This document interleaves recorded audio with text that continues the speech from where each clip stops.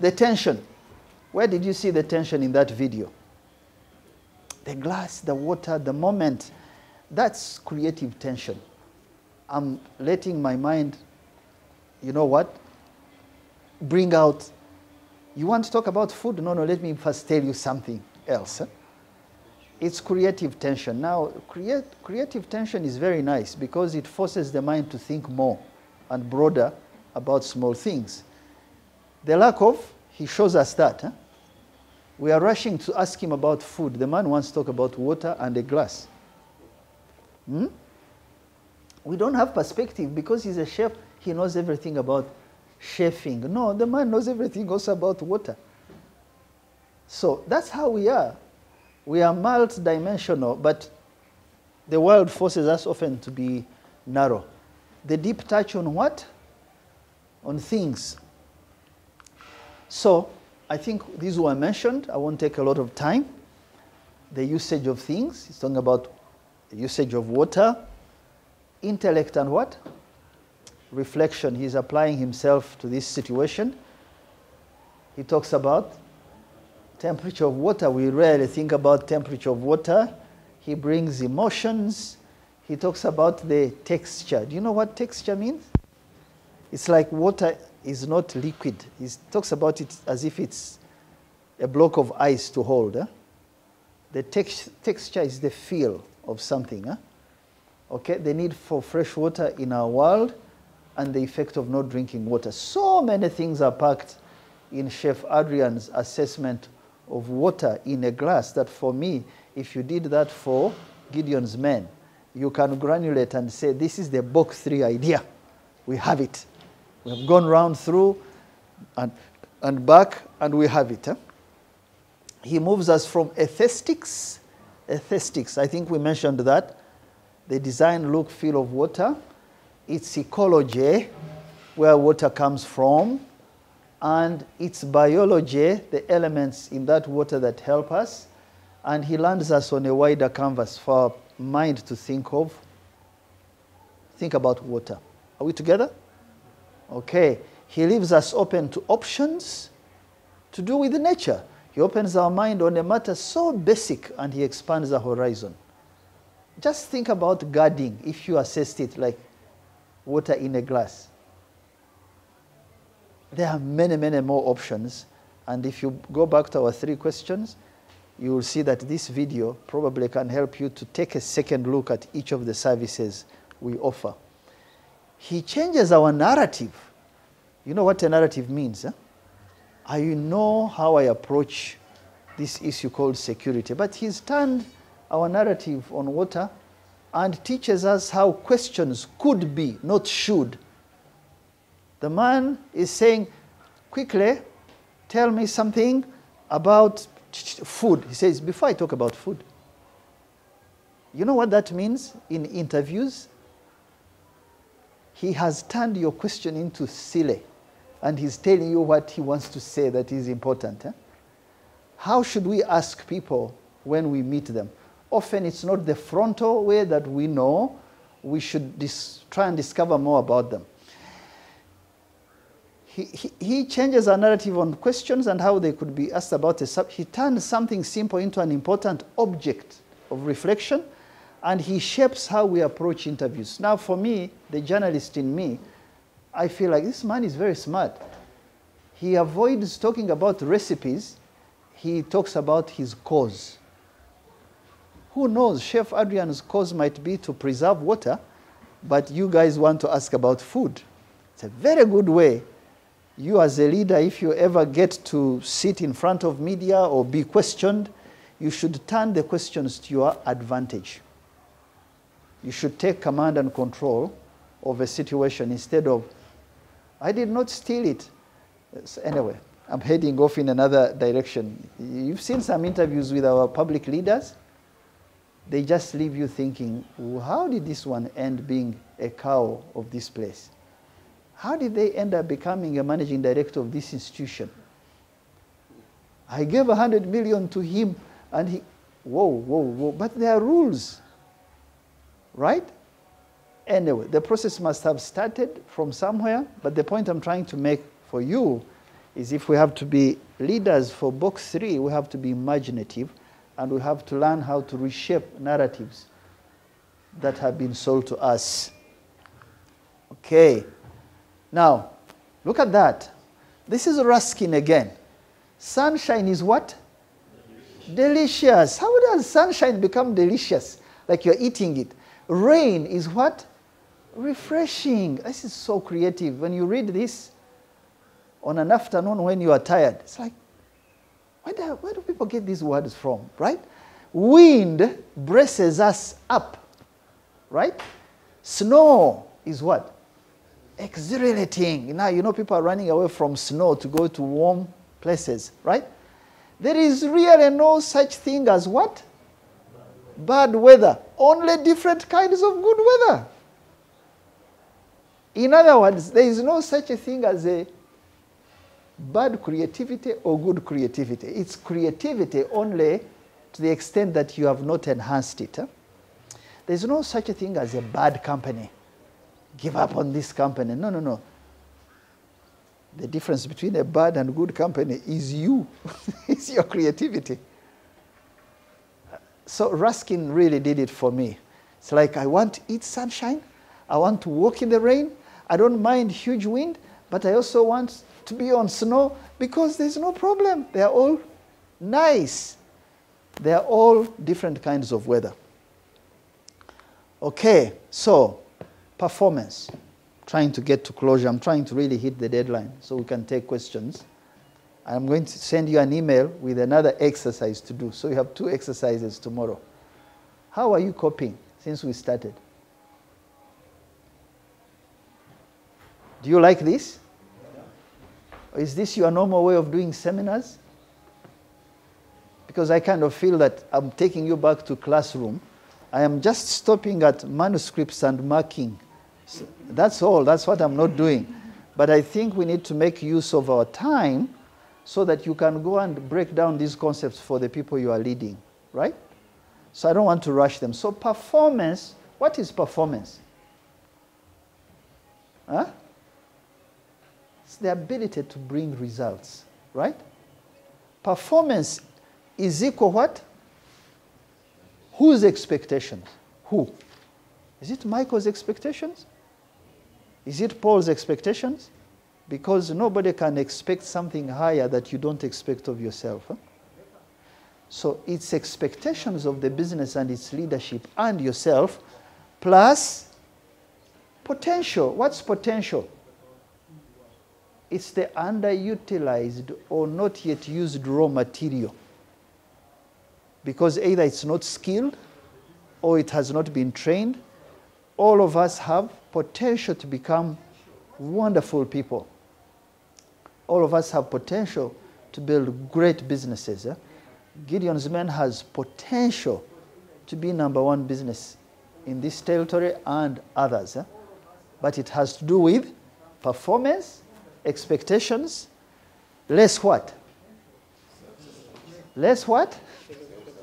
What is self-sabotage? Let's see. Let's see. What I have, maybe you know this better than me. What is that?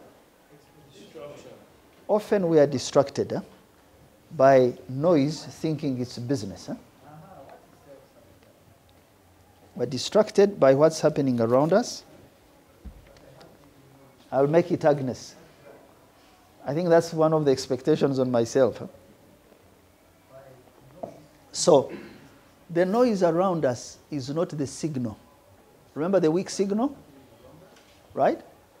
The next fad, the next fashion is really not the thing. We said possibility gaps require that we listen to weak signals and pick them from noise. Now, I really used media, but I could say social media. I don't know how many of you are disciplined to go on that phone and do something and leave the phone and return to what you're doing. Just put up your hand if you are that disciplined. I really would want to hear you.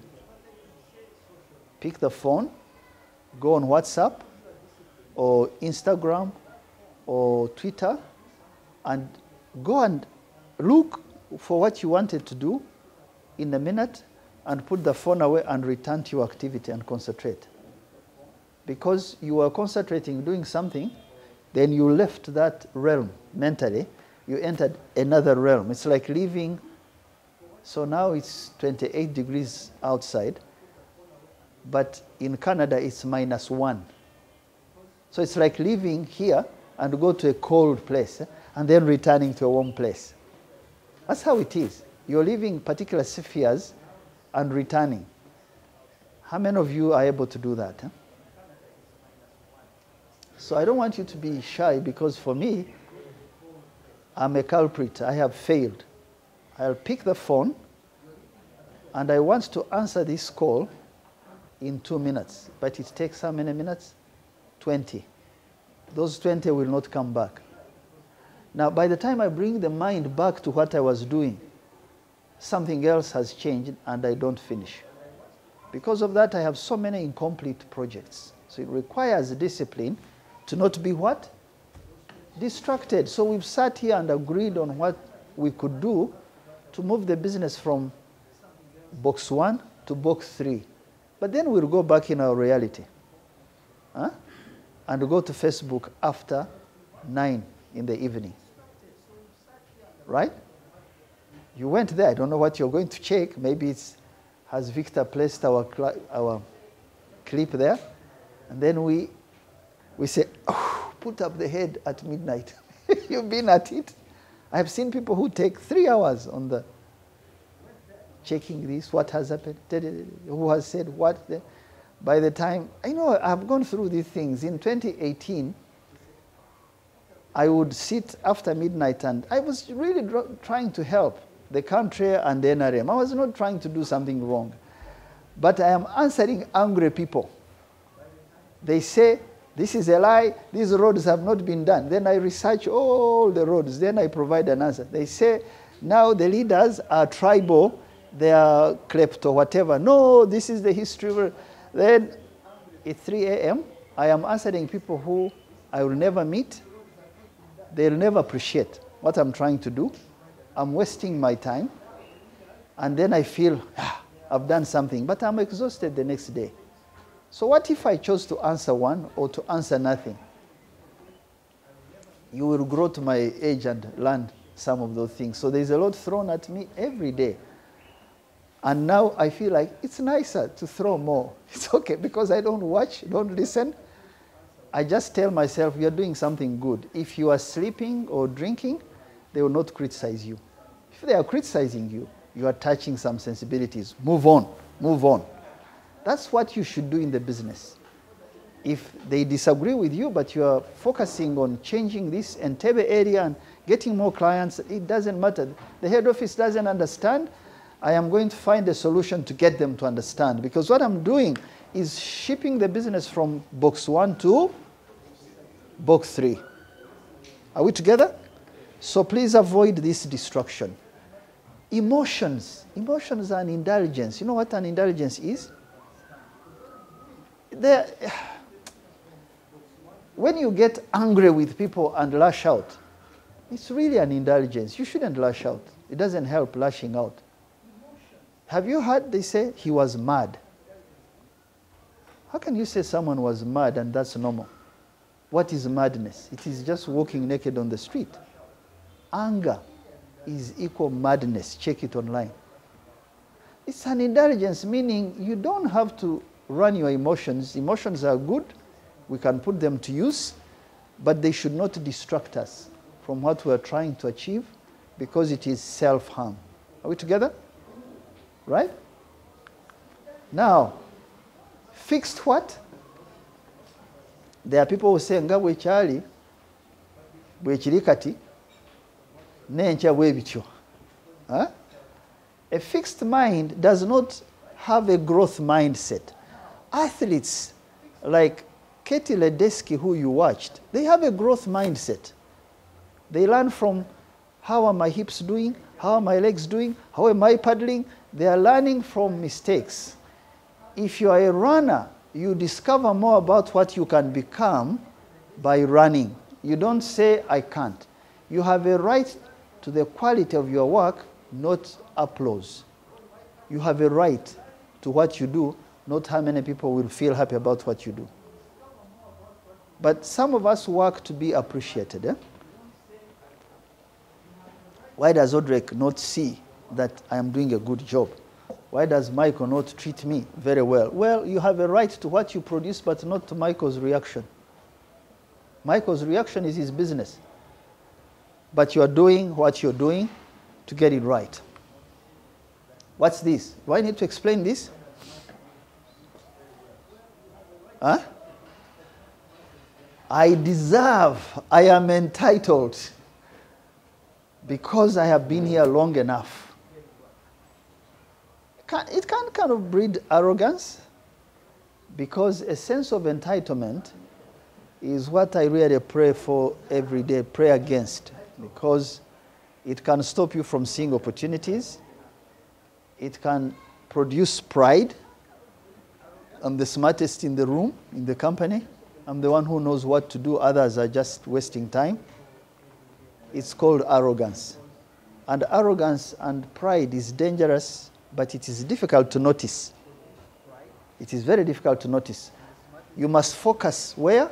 Out. Not be, remember North Korea, which we mentioned? Not be insular. Focus out. You are not the first, you are not the last, but you will be judged by what you produce. I put some pictures here to guide us. Many of you are not yet born. These were very important people in our country. These people had life and death in their hands, so to say. If Brigadier General Isaac Maliamungu, none of you were born at that time. There used to be between... and please, this is my classroom. I'm not using this to... This is our history. Some people want to cover it. Huh? Why do you cover it? These were my leaders. The Germans have now come down after 70 years to say something, they call it Schadenfreude. Eh? Huh? No. Vergangen, Veraltugung. Don't worry about my words. It means that we need to accept that this happened by us. Remember the war, Second World War? Acceptance is beginning of what? Change. So some people want to hide our history. Why are you hiding it? Idi Amin was our president, whether you want it or not. So and so was our commissioner. So these gentlemen were very, very powerful. There used to be a guy called Captain No Parking around 1975, 76. If he was going to have a drink at what was called, is it Total House? You know where KCB headquarters is? There used to be a gas station. Eh? But there was a pub there. I think now it's Nando's or something. He would choose to come down, Captain No Parking, at around 11, and he wants to have a drink. And if you park in his spot, he will come and knock you and push the car away. And they beat you because he has no time to park. He's very busy. He wants to come and have his drink. Right? If I tell you some of the names, I was a young boy, but I remember those names. So Brigadier General Juma Oris, these were all our leaders. I'm using them as an example. I could use others. Eh? General Mustafa. General Mustafa died recently. You must have seen him. Eh? Good man, was our vice president, right? Major General Isaac Lumago. When did he die? I think Lumago died in Khartoum around 2001. This was our chairman and managing director of Uganda Airlines up to 1901. No, he came back as deputy prime minister, I think, or deputy prime minister 1985. But 1975 or 77, he was chairman of Uganda Airlines after Uganda Airlines pulled out of East African Airways. And there's a story, it's Stephen Asima who told me this story. So his wife had a flight to a particular country on Uganda Airlines, and the gates closed. The gates have closed, you know, the plane has to take off. So he called the airport, he said, she's getting ready. So the plane circled back, waited, 1.5 hours the passengers are on, because the wife of the chairman and managing director of Uganda Airlines must go. That's the power. I don't know if you can do it today. Maybe. Maybe you can, but I don't know. So I used these pictures because I like them. They teach me that whatever arrogance of today or importance of today, we have seen it before. Don't play games on us because you are permanent secretary, because you are minister, because you are MD. We have seen people who are much more powerful than you, and they are no longer here. And we only remember them for those kind of stories. Often we don't remember them for their achievements they left. Does this make sense to you? Yes, nothing is new in the world. Please be careful. Arrogance doesn't help. So I want us to stop here.